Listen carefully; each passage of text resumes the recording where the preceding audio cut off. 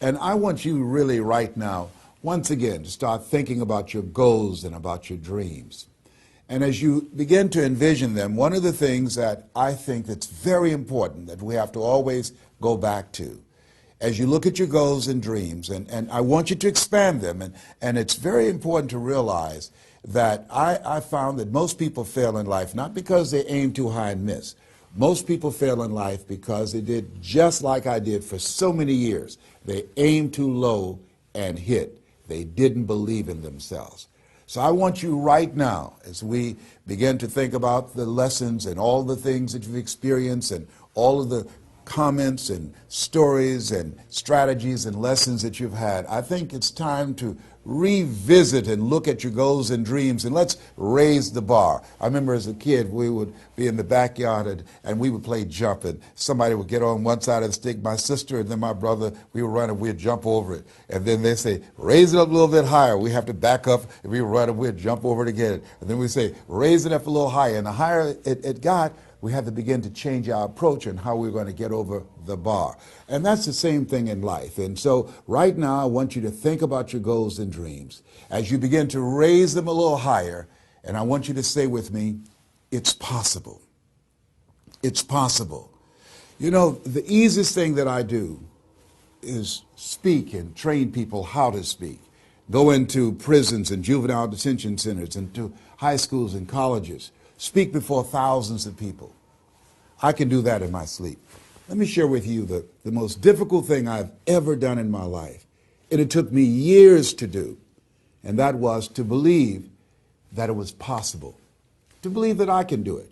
Given my circumstances, born in an abandoned building on a floor, being adopted, being labeled educable mentally retarded, failing twice in school, no college training, never worked for a major corporation. To believe that I had something of value to say, that somebody would want to listen to me, to believe that somebody would pay me to talk to them. Have you ever thought about something you wanted to do and you talk yourself out of it? I remember going to see Zig Ziglar, who I consider the #1 motivational speaker on the planet, and Dr. Norman Vincent Peale when he was alive, and Robert Schuller.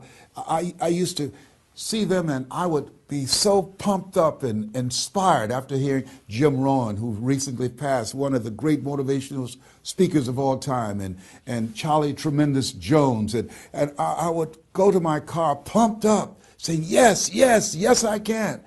And then after a while, my mental conditioning would kick in. And I would say, Les Brown, you can't do that. You don't have a college education. Les Brown, you can't do that. You don't even know who your parents are. Les Brown, you can't do that. You failed twice in school. Come on. You ever thought about something you wanted to do and you talk yourself out of it? There's a proverb that says, if there's no enemy within, the enemy outside can do us no harm. That's why it's important that you make it a point every day to listen to Paul, to listen to me, to review these lessons, to get them deep, not only in the conscious mind, but the subconscious mind, and get them in your spirit. Well, how often should I do it? Do it until you are producing the results. That's how often you should do it. And you never stop, because once you stop, that's when those negative thoughts will come back. Once you stop, that's when you will begin to doubt yourself. Once you stop, I'm telling you what I know. Yes. Every day, it's a selling job on you. It's possible. I can do this. I can make this happen. No matter how bad it is or how bad it gets, I'm going to make it. It's possible. Yes, your dream is possible. Say that to yourself every day. Feed your mind with words that you write and words that you hear and words that you speak to yourself. Feed your faith, and your doubts will starve to death. Say to yourself, it's possible. It's possible. It's possible. Even when you have no evidence to point to, say to yourself, it's possible. There's nothing as powerful as a made-up mind. It's a struggle sometimes to do that, especially when you have people around you telling you that it's not possible, that you can't do it. And they're constantly pointing out your failures of the past, constantly reminding you of all of the things that you don't have going for you. I'm reminded of the story of two little boys that were playing on some ice during the winter. And as they got further out on this ice, one fell through the thin ice. And so the little fellow that was still on top of the ice, he was trying to save his little buddy. And he couldn't reach him. He was trying to pull him. He could see him through the thin ice as he got further away from him, struggling. And he couldn't reach him, and he's trying to break the ice, and he couldn't do it. And he looked around, and he saw a tree in the distance, and he ran, and then he got up on the tree, and he pulled and broke down an enormous-sized branch and came back and savagely began to beat that ice and broke it, and miraculously, he saved his friend.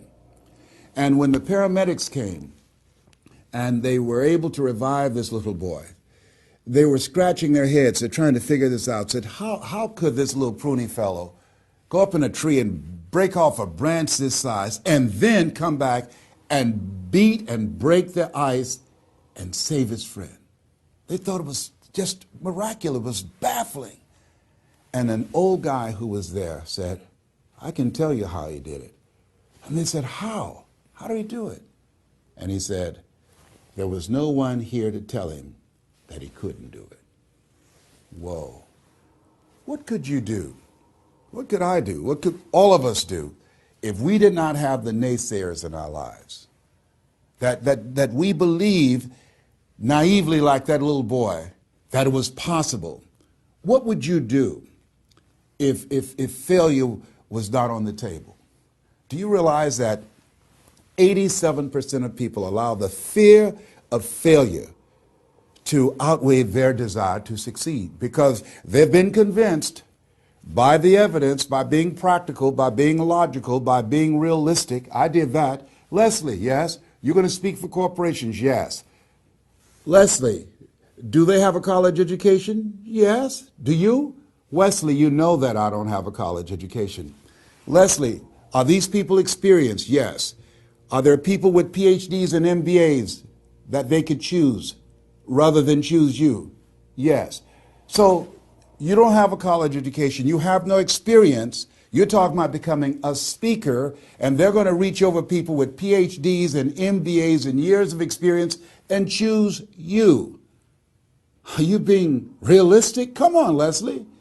Come on, Leslie. You can't do this. My brother, he's a wonderful person.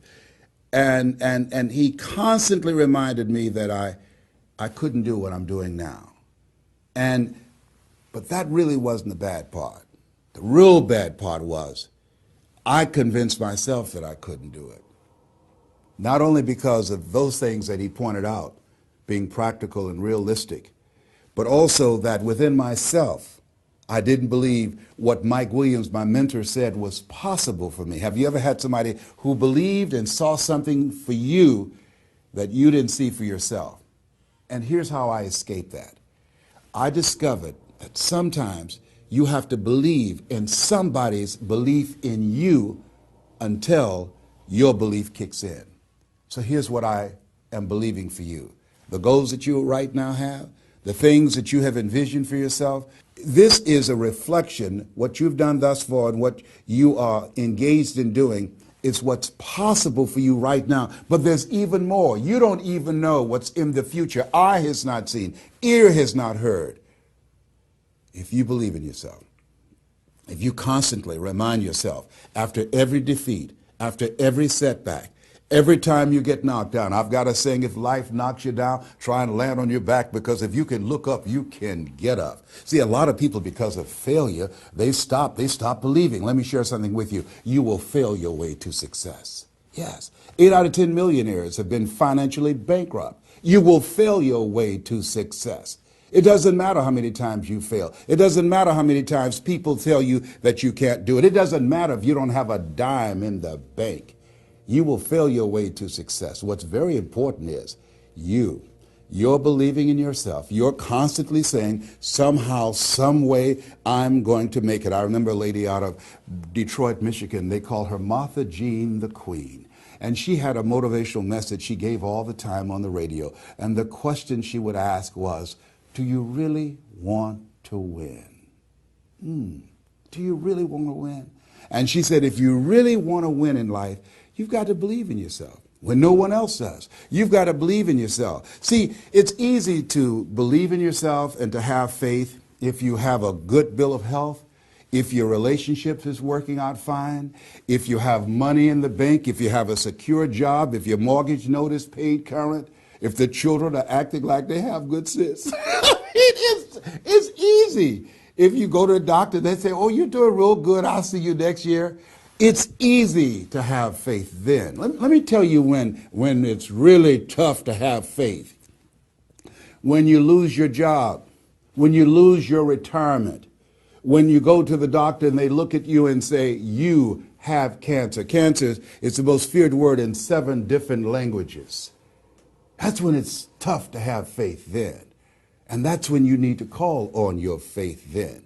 They said faith is the oil that takes the friction out of living. That's when you need to believe in yourself then and judge not according to appearances and say to yourself, it's possible.